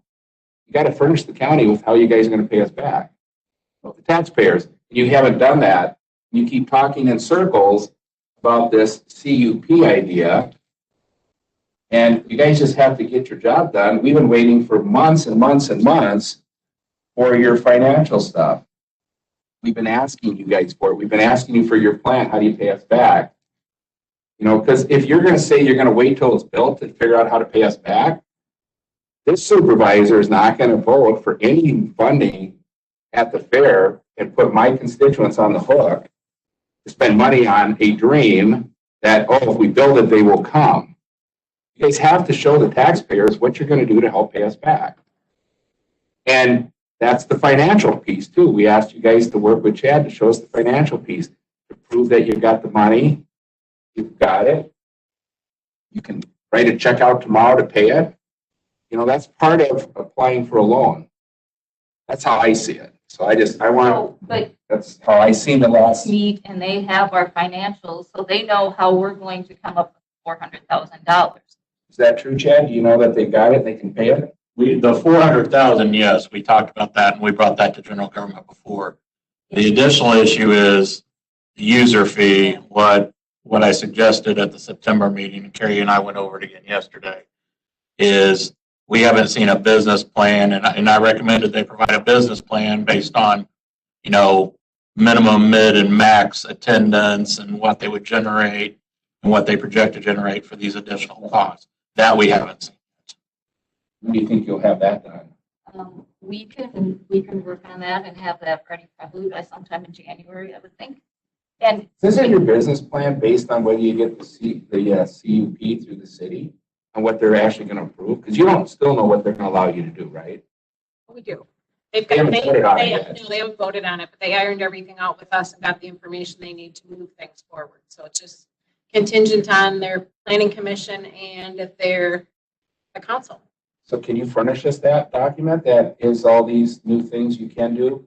We haven't gotten that yet from Joel. Okay. he emailed back last night the rough draft of the CUP. And so we'll move that forward with them. And based on what we're giving them for the CUP now, we can come up with figures to our best guess. But the other That's all information, we asked for is your best the guess. other information was given to Chad and Malia and Mo in June when we had our CPA representative come here and do that. So the fact that you didn't know that, Oh, I know that. okay, so, but then we are always, and we can do our job, we can get the business plan in place, and we have been working on the MOU. Sometimes there just be a little miscommunication, but a lot of the time, I think it's like we're not doing anything, as you just said, and we have spent many, many hours on trying to move this forward. But I think what came up is part of the draft coming back to us in the MOU was that it was kind of open-ended, that we would be responsible for paying back the full cost of the grandstand. And I think that's what Tracy was alluding to, because that was never part of when we came 2 years ago and presented the 1.3 and what we had in place in that time, and the fact that we could provide $400,000 toward that. The full payback amount of $900,000, you know, was at that time was never. I don't think our board ever said there was a full payback. I don't know where you got that from, because I've never heard that. It's been alluded several times, And It wasn't a full payback. It was a process of paying us back. And now the project's grown by another $500,000. So you have to address that. I mean, you're the fair board. You guys run it. You know, it's your obligation. We can't figure that out for you. I'm very frustrated with the way you guys have handled this. You've taken so long. I'm not saying you didn't do nothing, but clearly you've been part of the process in the back. I sat in that meeting with the city and I heard their concerns. I've heard from many people in the community, you know, that are concerned about the fair growing there. Your plans were to grow. People in the community, we heard it publicly, their concerns about your plans on growing. So I'm concerned as a supervisor, just as you are in environmental services, Tracy, when someone complains, you say, hey, I maybe can't vote on this because I got complaints. I feel the same way. There's been complaints from the city of St. Croix Falls residents that are concerned about your plan. So as a county board supervisor that represents district, I'm concerned about spending our taxpayer dollars on something that you guys have an uphill battle with to get to. I just want to make sure if you guys need something loud and clear, you heard it from me today.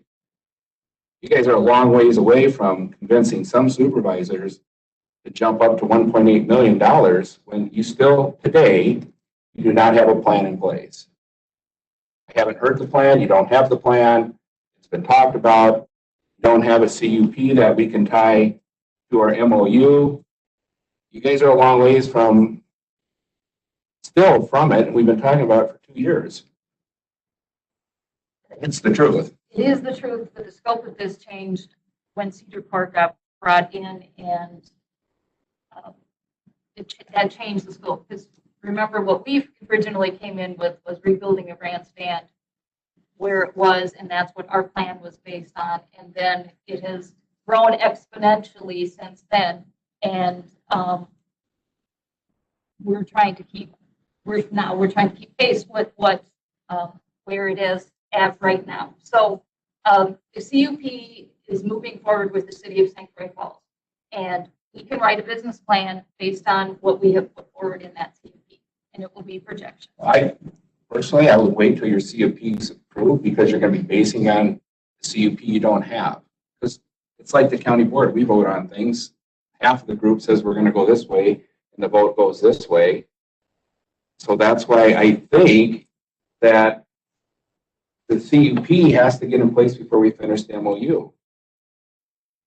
And you guys have to get your CUP in place so we can determine as a supervisor, hey, yeah, all these ideas you guys have to find a way to pay the county back some dollar amount or have this user fee. We got to know what your business plan is based on what you're allowed to do, right? You have to get your CUP done first, and then you guys can develop your MOU. Then we look at your business plan in that MOU, and then the county's going to have to decide whether or not you guys have the revenue to pay us back, or whether we keep investing in, this is me personally again, whether we keep investing in a fairgrounds that can grow or can't grow. That's where I'm at. And what we heard loud and clear from sitting with the citizens of St. Croix and the administration is that the growth they didn't want was NTPA tractor. They have been favorable in all the other ideas and things that we have proposed to put at the grandstand. They did not want a motorsports venue to be built that had an NTPA tractor pull event every weekend. That's what's come out of meeting with them. And so if we change and adapt that, I think the CUP process will be much simpler.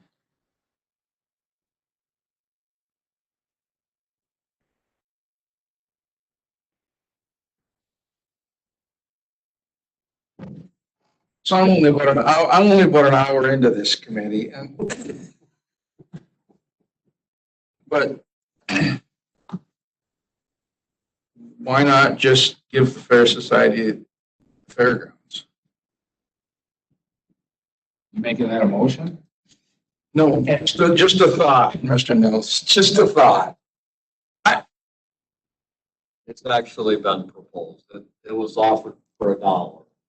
And I don't think they'd take it. I think it wasn't. Well, we gave it to you for $1. That's how it first started. Right. All that property, except for what we own, was given to Polk County by the Fair Society in 1974. So now you'd want to sell it back for nothing, you'd give it back for nothing? Inflation. 100% profit. I'm just throwing it out there. I don't know if it works for either side. Like I said, Yeah, the comments are out there about, moving the location. If the Fair Society can't put on the events they need to pay back some of this 1.8 million, then there'll never be a grandstand, and it'll just kind of sit there as the fair. County fair is all it'll ever be. We talk about moving the location. Get away from St. Croix Falls, let the tractors roar, let the events happen every weekend. Wouldn't it be nice to be in a community that says, hey, you guys can run your events? Yeah, anything else, and I think it's. That was our intent, to have a tractor pull every weekend of the year, because as we told the people in the city of St. Croix Falls, we have other jobs. I have another job that I'm not at now. Tracy has another job. We're volunteers. We put on the fair, and by upgrading and making our facilities more safer, we proposed another handful, is all we ever said, of events to go on. And that was 2 years ago. And so what we've heard back from the city of St. Croix Falls is they're open to all of our other events except for the tractor pull. So when you're talking numbers, it might be much more financially responsible to have a multitude of smaller events versus 3 large tractor pulls. I can say, And that's on us to do that. events though, like, so for example, the equestrian people. We don't feel like we're gonna come to the Polk County Fair and do events there because of the way it's been run and the way we've already felt, even this year. So you could say you're gonna have 4 rodeos, but if you don't try to cater to the rodeo people, they're not coming, right? So you can say you're gonna have these events, but I don't feel like, okay, is the tractor pull was the only way you guys were gonna pay back the taxpayers, right? So while you're working on this MOU and you're working on this CUP, because I heard loud and clear from them, is they wanted to know, okay, you have a rodeo, how many people are coming? How many are you gonna have a year? How much traffic is there gonna be in town? There was a lot of concerns there, and I don't know that you personally have done your work to really know, okay, they said we can have this event. Do you really know you can pull it off? You really know, and especially with volunteers. I get it. I've been volunteer on organizations before. It pulls you a lot of different ways. That's why the county has an administrator. He's not a volunteer, because you got someone working on issues every day. And I'm just concerned that you guys are biting off more than you can chew on volunteers to pull off a big thing and asking the county to keep funding this for multiple generations. I would be concerned about what the other events are. And I think it's pretty widely known that if you have a tractor pull, it's probably going to make money. People are going to show up. I'm not going to, but people like them. What them other 3 or 4 events are, if all of a sudden 2 of those 4 events are money losers, you may be lucky to break even at the end of the year. So I think what those events are, the amount of people that they can pull. I'm told fair's not that far away from us in reality. Spent 4 or 5 years making a rodeo profitable. I don't think there's 4 or 5 years to have a rodeo before it becomes profitable. It needs to be profitable on day one. When you're looking at paying $400,000 back to the county, so the 3 or 4 things that are going to happen there outside of the fair in a year, nothing is a guarantee, but they need to be as close to a guarantee of being a moneymaker as possible. That would be my concern, what they are. I'm sure there's a lot of things that make money out there that can be done. I could make one thought for you all to think about. You mentioned that you guys have other things to do, but you put on a fair, a good fair. Then you want some other projects to make some money. Go back to this big idea, the concept would be wherever it is. Maybe it's near St. Croix Falls, maybe it's there, maybe it's anywhere in the county. But the idea is you can focus on the fair, lease the facility for that week or whatever you need it for. If the facilities are there, we could design it that way. And then the rest of the year, it's being utilized by other people in other ways. So it's not, there's no intentions of deep six in the fair. The idea is how do we make the fair and how do we make the county investment worthwhile? Instead of investing in a 2-week time period, let's invest it in a full year. That's just something to think about and talk to your members about. I just would be, I'm just concerned that you guys are going to compromise your business plan. It sounds, that's what I've heard today. You compromise your business plan because of the city doesn't like the idea of any of the big tractor pull now is off the table for you guys? Is that what you're saying today? EPA tractor pull. It's off the table. So that would probably reduce the construction cost of the track, right? And that's what we're looking at right now because. So you guys, we hear- yeah, and so my question was, is you guys have already, before you even went to a vote, you've already compromised your business plan because of the city of St. Croix Falls concerns about noise. That's concerning to me.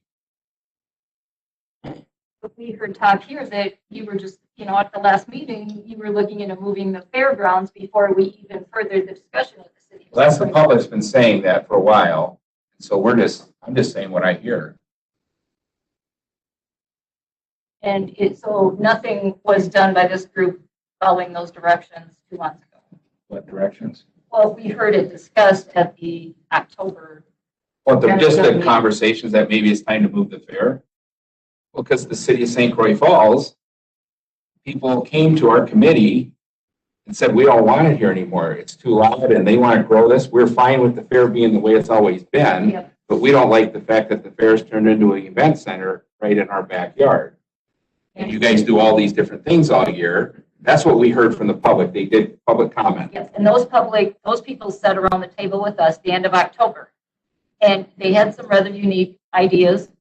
But what came out of that meeting was that people at that group expressed the idea that they did not want the fairgrounds to move from the city of St. Croix Falls, nor does the administration. And the one thing was the NTPA track. Sure, okay. So based on what we sat down and listened from the citizens of the administration there, that is what we talked about last week with the administration and how we move. So for example, on the CUP, are you guys comfortable with having a limit on how many weddings, how many events? No, that's not part of it. That's all permitted uses. That's not part of it. So they're not putting any restrictions on how many events you do at the No. fairgrounds? No, only new. Well, so that's new, because that's what it was originally. We saw the document. There was an amount of events. Those are all permitted uses. So Just anything above and beyond the what's already scope of there. what we already. Grandstand usage realistically. So you guys were gonna do music in bands out there. The grandstand was gonna, I'll pay, because you guys said you do big music events. Is that off the table? No. How many That's still times can being you do that? negotiated. Okay, so you don't know. Negotiated. Yeah, so you don't know yet what they're gonna let you do.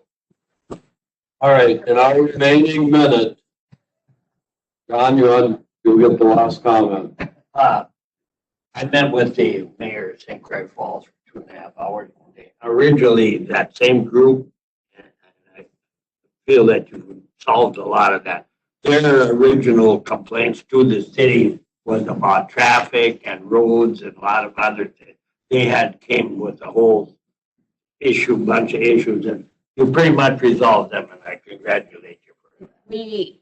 We have, there will still be, I think they hadn't looked at the original Cedar Core plan about traffic. There has to be negotiations, because the city wants some things from the fair too, as far as the road and some future upgrades there.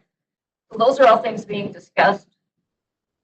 We have spent a lot of time sitting and talking. So this is where we are at this point. And then we will move forward on the rest of the requests, but this is where we're at. Thanks for coming in and telling us. Well, actually, it'll probably stay on our agenda because we didn't really get. It should stay every month. That's what we had discussed before. So if you get something new or want to come and present again, or, 'cause I think it's going to be a while before any decisions. I think what changed their mind in that group to start giving in on some things is there several municipalities came up with proposals in their industrial parks. And then they decided, well, you know what, the fair is realistic and moving, and they had to give in on some things. So, we can come if there's something new to share. By us speaking, then you hear, it doesn't get lost in committee or from person to person to person. And so we want the accurate information out there because there's been a whole lot of things that happen when misinformation is presented. So, or it's just not clarified. Yeah, and then another thing you could do, couldn't you put information together and distribute it to all supervisors so you're not coming to one committee making a claim of what you're doing? Put the report together and send it out so that all the supervisors are aware that you're But doing I thought we were supposed to be working with administration. That's what we were told. Yeah. We were told that we work with administration, they bring it back to you, or we come here. And then it's disseminated somehow from there. I think until they get a CUP, so they can put the business plan together, so they know how many events they can have, what they can be. It won't be any. Yeah, I suppose they asked today, what's your thoughts? So you got mine. Clearly, I will be You don't there. want the business plan immediately done. You want us to wait until the CUP has passed and then we move it forward? I think you have to, because you have to know what you can do. You can't have a plan if you don't know what kind of events you can have. Okay, you can't have an NTPA tractor pull, but is everything else available? So until you know what you can do, it's hard to build a business plan, because maybe two of what you think of the four things you think you can do disappear in the CUP, and then you've just wasted all your time and energy making a business plan that isn't relevant. Well, and that's it. That it be relevant, that it not just be high in the sky and we're projecting something, because that doesn't help anybody unless it's a relevant document. If you're going to move to adjourn? No, not quite yet. All right. We'll say thanks for coming and sharing. We got a couple things we didn't get to, so we're gonna have to probably get them on our next subject matters for our next meeting. The work plan, I don't know, seems like we have enough going. Finding something else for that. And then what about, we never got to the discussion and possible action regarding the review process of policy and resolutions. Is that kind of what Polk Council is going to hit on? Sorry, I was working on something else. I think that, if I recall, it was the idea that if somebody's going to introduce a resolution, we should also take into consideration the impact of the time of it and the cost of it. But wouldn't that be part of Malia's presentation to county board, and the orientation is? I did add it. It would be part of it. Maybe it won't be at the next one, but in one of the next meetings, that would. It's easy for us just to come up with an idea and throw it out there and think that you're gonna just take our idea to the end with no regard of how much staff time it takes or whether it's even viable. So it's just that, I think in the orientation that supervisors, easy for us to come up with ideas. If we don't have to follow them through to the end, we can just throw them to staff and say, here's my idea, write a resolution and, research it for me. So I kind of thought that Malia's presentation would address some of that. How do we as a board deal with staff time and department budgets with our ideas on creating resolution. And that is a part of Tuesday's presentation that I will be giving. So So, there can be a discussion about it too, Yep. right? absolutely. Save that discussion. till Yeah, later. rather than us have it here, we just Yeah. have it there. All right, anything else on our agenda that we want kept on our agenda for the next meeting?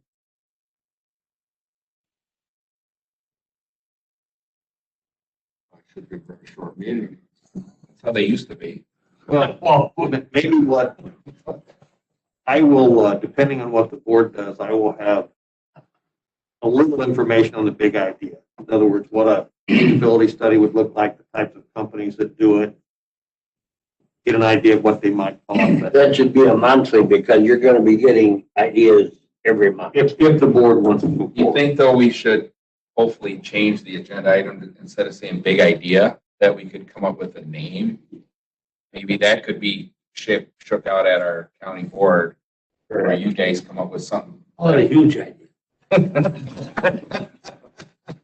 Huge idea. With the Donald Trump. All right, if anyone has items that they'd like to see on the agenda, you can get a hold of Vince or somebody to get them on. Move to adjourn, ready? Second it. All in favor? Aye. So you know, if you ask environmental services, these meetings happen because